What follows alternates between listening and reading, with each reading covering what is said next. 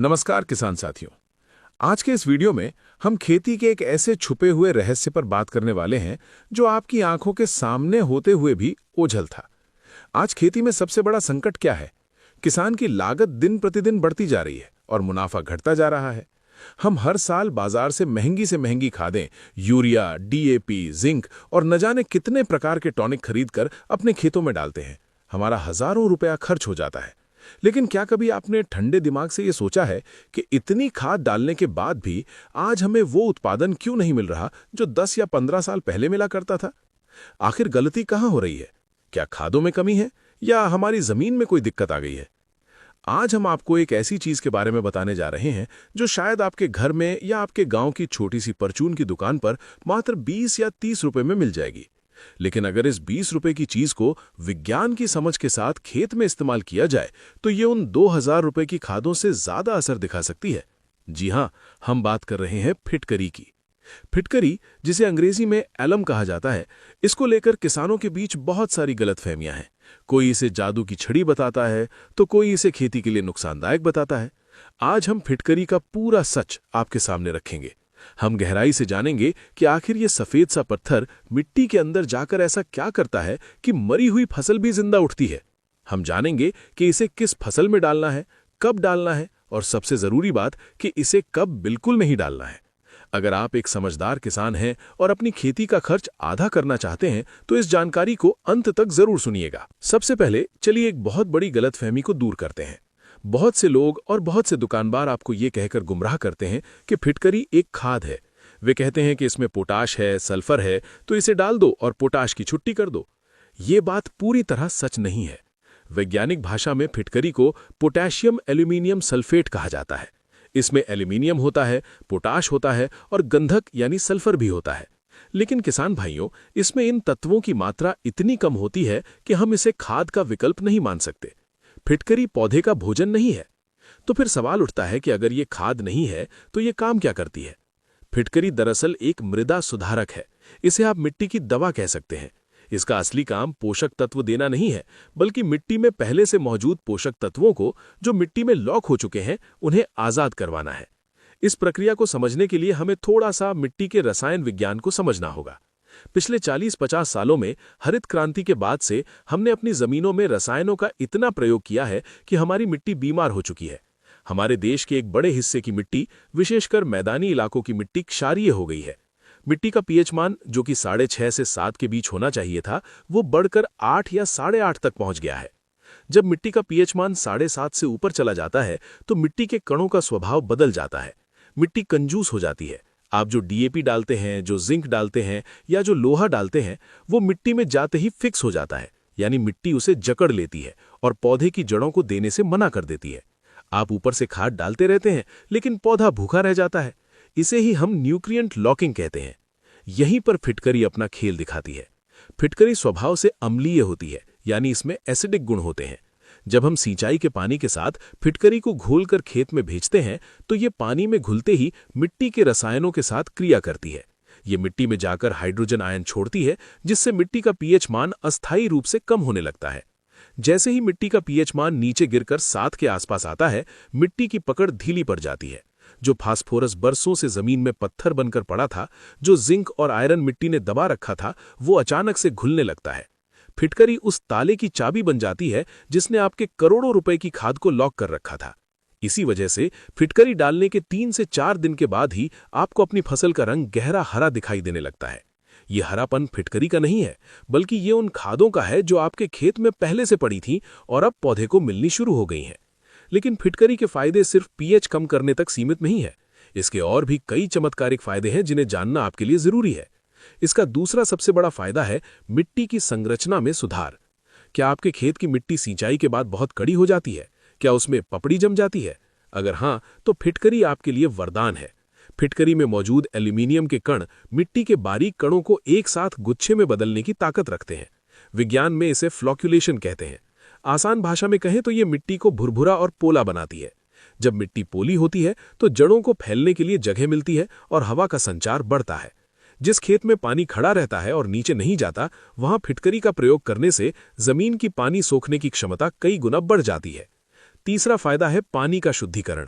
कई बार हमारे नलकूप या ट्यूबवेल का पानी खारा या भारी होता है, उसमें नमक और कार्बोनेट्स की मात्रा ज्यादा होती है। ऐसा पानी जब खेत में लगता है तो जमीन के छिद्र बंद हो जाते हैं। फिटकरी पुराने जमाने से पानी साफ करने के लिए मशहूर है। जब आप इसे नाली में रखते हैं तो ये पानी की सारी गंदगी, मिट्टी और नुकसानदायक लवण को नीचे बैठा देती है। खेत में बिल्कुल निर्मल और हल्का पानी पहुंचता है, जो फसल के लिए अमृत समान होता है। चौथा फायदा है रोगों और कीड़ों से बचाव।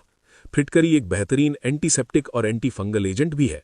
मिट्टी में पनपने वाले कई हानिकारक फफूंद जो जड़ गलन और उकटा रोग का कारण बनते हैं, वो क्षारीय वातावरण में ज्यादा फैलते हैं।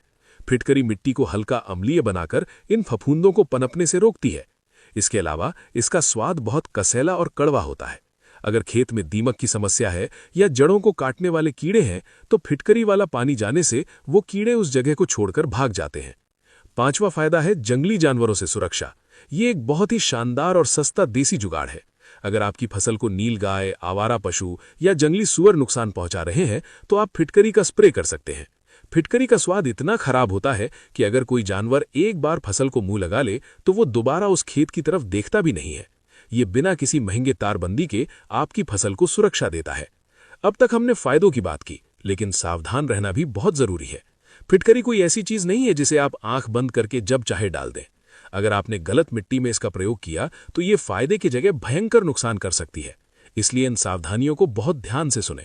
सबसे पहली और सबसे बड़ी सावधानी ये है कि अगर आपकी मिट्टी अम्लीय है, यानी अगर आपकी मिट्टी का पीएच मान 6.5 से कम है, तो आपको फिटकरी का प्रयोग बिल्कुल नहीं करना है। हमारे देश के कुछ हिस्सों में, जैसे कि तराई क्षेत्रों में या पहाड़ी इलाकों में, मिट्टी अक्सर अम्लीय होती है। ऐसी मिट्टी में फिटकरी डालने से जमीन में एसिड की मात्रा बहुत बढ़ जाएगी और एल्यूमिनियम का जहर फैल जाएगा, जिससे आपकी पूरी फसल जल सकती है। इसलिए फिटकरी डालने से पहले यह सुनिश्चित कर लें कि आपकी मिट्टी का पीएच मान 7 से ऊपर हो। दूसरी सावधानी है मात्रा को लेकर। अति हर चीज की बुरी होती है। फिटकरी का प्रयोग साल में या एक फसल चक्र में केवल एक बार या अधिकतम 2 बार ही करना चाहिए। इसे यूरिया की तरह हर पानी में नहीं चलाना है। अगर आप इसे बार बार डालेंगे तो धीरे धीरे आपकी जमीन बंजर हो सकती है। तीसरी सावधानी है मिक्सिंग की। फिटकरी को कभी भी दूधिया खादों के साथ मिक्स ना करें, जैसे कि कैल्शियम नाइट्रेट।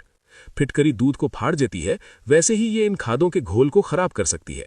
इसी तरह इसे किसी भी कीटनाशक या फफूंदनाशक के साथ मिलाकर स्प्रे ना करें। फिटकरी को हमेशा अकेला चलाना ही सबसे सुरक्षित और कारगर तरीका है। अब बात करते हैं कि अलग अलग फसलों में इसके क्या परिणाम मिलते हैं। धान की फसल में फिटकरी बहुत उपयोगी है।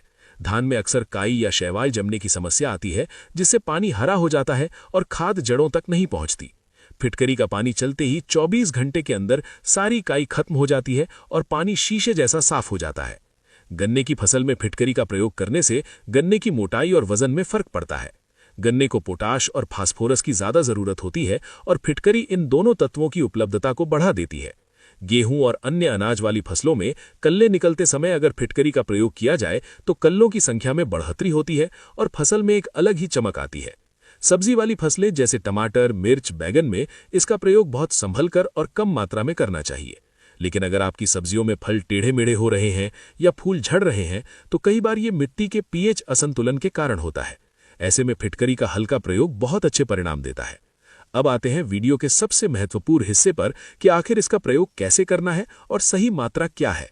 मात्रा का संतुलन बनाना बहुत जरूरी है। प्रयोग करने का पहला और सबसे आसान तरीका है फ्लड इरिगेशन, यानी खुले पानी में। जब आप ट्यूबवेल या नाली से खेत में पानी दे रहे हो, तो फिटकरी का एक बड़ा टुकड़ा जिसका वजन लगभग 1 से 1.5 किलो हो, उसे ले लीजिए। उसे एक सूती कपड़े या जूट की बोरी में ढीला बांध लीजिए। जहां से पानी खेत के अंदर घुस रहा है, उस मुहाने पर इस पोटली को रख दीजिए। पानी की धारा से टकराकर फिटकरी धीरे धीरे घुलती रहेगी और पूरे खेत में पानी के साथ एक समान रूप से फैल जाएगी। याद रखें, 1 एकड़ जमीन के लिए 1 से 1.5 किलो फिटकरी काफी है। इसे 2 किलो से ऊपर ले जाने की गलती न करें। प्रयोग करने का दूसरा तरीका है ड्रिप इरिगेशन या टपक सिंचाई में। जो किसान भाई ड्रिप से खेती करते हैं, उनके लिए फिटकरी दोहरे फायदे का सौदा है। ये न केवल मिट्टी सुधारेगी, बल्कि आपकी ड्रिप की नलियों में जमी हुई गंदगी, काई और सॉल्ट को भी साफ कर देगी। इसके लिए आप 1 एकड़ के लिए 1 किलो फिटकरी को पहले एक प्लास्टिक की बाल्टी में अच्छे से घोल लें। उसके बाद इसे वेंचुरी के माध्यम से धीरे धीरे छोड़ें। एक बात का विशेष ध्यान रखें कि फिटकरी चलाने के बाद 10 से 15 मिनट तक सादा पानी जरूर चलाएं, ताकि नली में फिटकरी का पानी रुका न रहे, क्योंकि ये लोहे के वाल्व को काट सकती है या जंग लगा सकती है। तीसरा तरीका है छिड़काव का। अगर आप जानवरों को भगाने के लिए स्प्रे करना चाहते हैं तो 15 लीटर के पंप में 40 से 50 ग्राम फिटकरी और थोड़ा सा नीम का तेल मिलाकर फसल पर छिड़काव करें। स्प्रे में मात्रा का बहुत ध्यान रखें। 50 ग्राम से ज्यादा फिटकरी एक टंकी में न डालें, वरना पत्तों के किनारे जल सकते हैं, जिसे स्कॉर्चिंग कहते हैं। तो किसान साथियों, निष्कर्ष यही है कि फिटकरी खेती के लिए एक सस्ता और बेहतरीन विकल्प है, लेकिन ये खाद का विकल्प नहीं है। ये एक उत्प्रेरक है, एक सहायक है। ये उन किसानों के लिए अमृत है जिनकी मिट्टी क्षारीय है और जिनका पानी खारा है। बाजार में मिलने वाले महंगे सॉयल कंडीशनर या जिप्सम, जिनका खर्च हजारों में आता है, उनका काम ये 20 रुपए की फिटकरी बखूबी कर सकती है। हमारा सुझाव है कि आप अपनी पूरी खेती में इसे एक साथ न डालें। पहले अपने खेत के एक छोटे से हिस्से में इसका प्रयोग करके देखें। जब आपको अपनी आंखों से परिणाम दिखे, तभी इसे बड़े स्तर पर अपनाएं।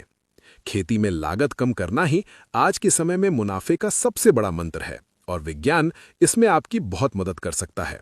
उम्मीद है आज की ये विस्तृत और वैज्ञानिक जानकारी आपको पसंद आई होगी। हमने कोशिश की है कि बिना किसी लाग लपेट के सीधा सच आप तक पहुंचाया जाए। अगर आपके मन में अभी भी कोई सवाल है या आप किसी विशेष फसल के बारे में पूछना चाहते हैं, तो कमेंट बॉक्स में जरूर लिखें।